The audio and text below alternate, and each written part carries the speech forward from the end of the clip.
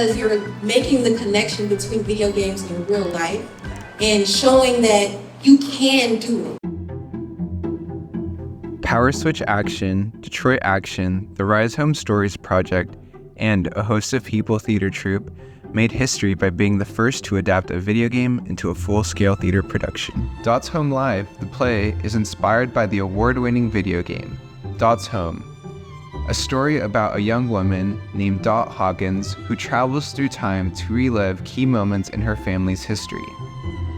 The video game and play take place in Detroit, where Dot experiences the social, racial, and economic conditions that have shaped her family's legacy.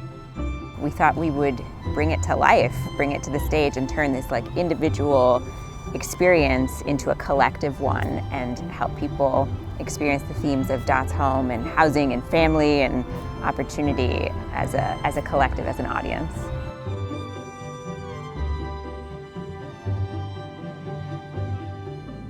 You know, plays are really wonderful catalysts for conversation. It brings people into a room for maybe something they weren't planning on, for an experience they weren't planning on, and they always leave with conversations and things that they can talk about and things that they can think about.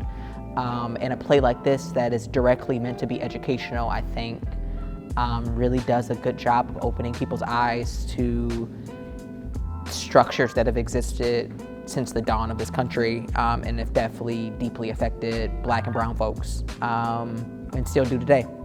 Detroit Action organizers are pioneering the use of art and culture to advance their housing justice fights.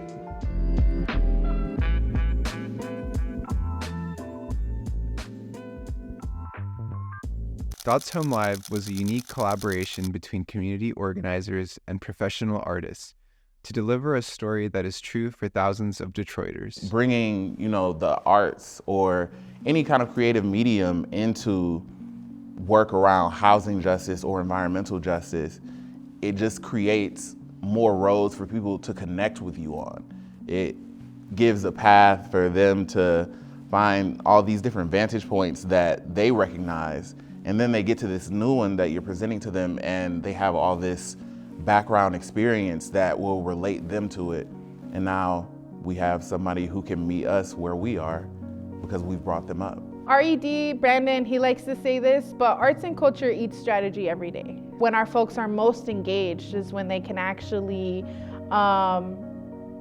learn and agitate themselves and the people around them at the same time. So that educate, agitate, organize, right?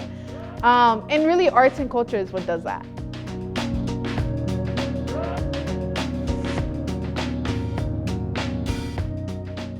I think that art is an incredible tool for organizers if done well.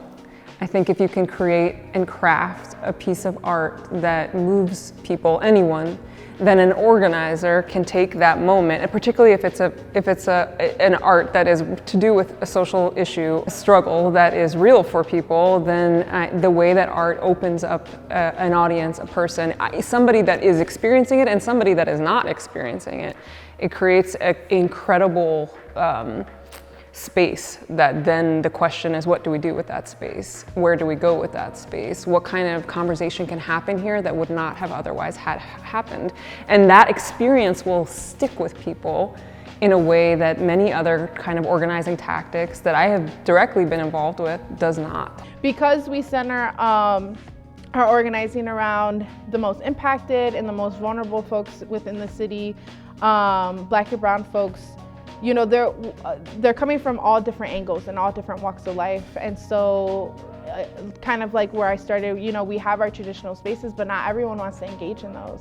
And so to be a power building org, we want to make sure that we're creating the spaces that folks can engage at all the different levels that they want to.